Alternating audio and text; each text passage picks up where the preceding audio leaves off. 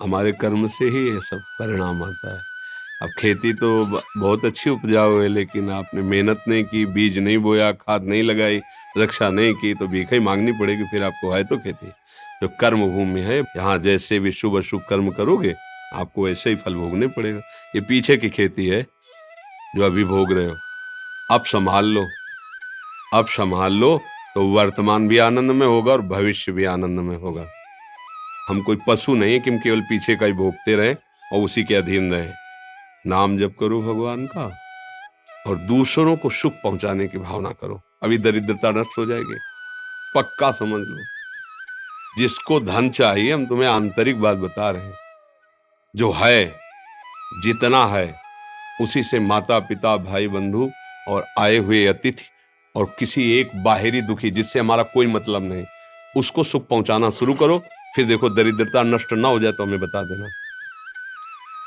किसी एक भूखे को 2 रोटी देना शुरू करो, किसी एक ऐसे दुखी को सहयोग करना शुरू करो, देखो आपकी उन्नति शुरू हो जाएगी। हम कैसा चाहते, किसी एक का छीनने को मिल जाए तो हम सुखी हो जाए, किसी एक को हम दुखी कर दे हम सुखी हो, ये सर्वनाश की बातें हैं। वही हमको भोगना पड़ता है। अगर हम धर्म से चले तो सर्वलोक महेश्वर भगवान, ऐसा नहीं कि वो देख, एक सेकंड भी कोई ऐसा नहीं है जिसको भगवान नहीं देख रहे हैं। मान लेना, एक सेकंड भी ऐसा नहीं है कि वो तुम्हें देख नहीं रहे। वो शास्त्र शीर्षा पुरखा शास्त्राक्षा शास्त्रपात, वो अनंत नेत्रों वाला अनंत स्वरूपों में विराजमान है।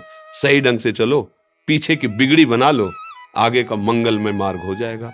नाम जप करो, कोई नशा मत करो, जो अर्थ कमाओ, माता पिता परिवार को सेवा, और किसी ऐसे को जिससे बदला लेने का भाव ना हो। जैसे मान लो हमने आपको जल पिलाया तो कभी आप हमको हाथ जोड़ के भी राधे राधे कहेंगे, ऐसी भावना नहीं हो। ऐसी किसी की सेवा करो, किसी पशु, किसी पक्षी, किसी ऐसे व्यक्ति की, वो तुम्हारे लिए इतनी जोर का काम करेगा कि सब व्यवस्थाएं बननी शुरू हो जाएंगी। वो कैसे बनाता है समझ में नहीं आता, और जब कर्म बिगड़ जाते हैं तो कैसे बिगड़ता संभाल भी नहीं पाते। इसलिए उसको रिझा लो, सारी बात बन जाएगी। भाई वो वृद्ध कोई ऐसा भूखा प्यासा बीमार पड़ा हो, इन बातों पे लोग ध्यान नहीं देते। कोई पशु ही है, सेवा का अवसर मिला है, तन मन धन से कर दो से, उसका परिणाम जो आएगा। हाँ, एक बार हम वाराणसी में घाटों में रहते थे, तो वर्षा होने लगी तो भाग के हम ऐसे, छतरियां होती उन पे बैठ, तो देखा एक आदमी ऐसे पड़ा था और वहीं से जल प्रवाह ऐसे जाना था। वर्षा शुरू हुई, तो हम कहा ये मुर्दा है या जिंदा? तो उनका, बाबा ये जिंदा है।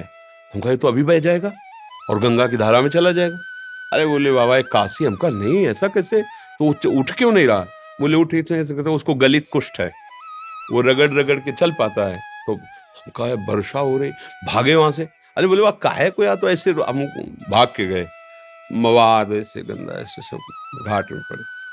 और उस समय नवयुवक अवस्था थी, शरीर में ब्रह्मचर्य का पावर था, ऐसे टागा और सीढ़ी चढ़ते हुए ऊपर ले गए। तो ऊपर एक बारंडा टाइप बना था वहां, तो वहां के जो लोग थे मना, इसको क्यों अंदर लाए ऐसे? उनका 1 मिनट में तुम्हारी भी स्थिति ऐसी हो सकती है, ऐसा नहीं कहना चाहिए। आप बिल्कुल सावधान, इसको हटाइएगा। जब उसको लेटाया ना, तो जो हम आंख खोला, फिर जब लेटाया उसको, और जो देखा आपको क्या बताएं, ऐसा प्यार भरी दृष्टि से जब देखा, तो हम ऐसे ऐसे उनको, अब हमारे पास तो अकिंचन, कुछ ना सुविधा है, ना पैसा है, ना भोजन है। घाट में रहते थे, जो महादेव जी दे देते थे उसी में रात दिन अपने भजन मार्ग, किसी आश्रम में नहीं जाना, किसी से मांगना नहीं, ऐसा एकांत। पर उनकी जो दृष्टि मिली, तो ये जो आज आप लोग सुन रहे हैं, जो आज आप लोग अनुभव कर रहे हैं, ये केवल इन्हीं महापुरुषों की कृपा से है।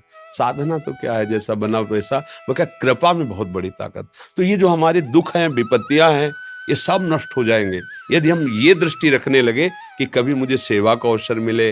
जो असहाय हैं, जो असमर्थ हैं, ऐसे मान लो पशु है, अब वो क्या, कहाँ दवाई मांगेगा, कहाँ जैसे, अब उसका पैर टूट गया है, हम उसको ले जाएं जहाँ पशु अस्पताल, उसको दवाई करवाएं, उसको जब तक थोड़ा ठीक ना हो जाए तो उसको खान पान की भगवान रीत जाएंगे। सच्ची मानिए, पर ये बातें सबकी समझ में नहीं आएंगी।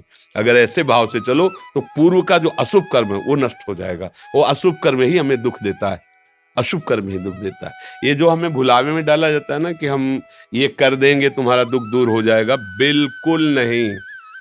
ये हम मतलब बिल्कुल अनुभव की बात कहते हैं। इस भुलावे में कभी न फंसो, बिल्कुल इन बातों, अपने कर्म को शुद्ध भाव से करो, किसी से आशीर्वाद मांगने की जरूरत नहीं है।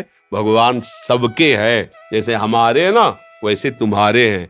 तुम्हारी दृष्टि में भगवान के प्रति पक्षपात लग सकता है कि भगवान इनको ज्यादा चाहते हैं हमको नहीं, लेकिन उस माँ से पूछो जिसके 4 लड़के हैं, 2 कमाते हैं और 2 ऐसे ही हैं, उस जब भोजन परोसेगी तो चारों को बराबर पर। ऐसे ही भगवान कहते सब मम प्रिय सब मम उपजाए, तुम सब मेरे बच्चे हो। पर भगवान से विमुख होकर गलत आचरण करोगे तो वही माया पीट रही, कभी दरिद्रता, कभी विपत्ति, कभी दुख, कभी पश्चाताप, कभी शोक, जन्म मरण। इसलिए सावधान हो जाए।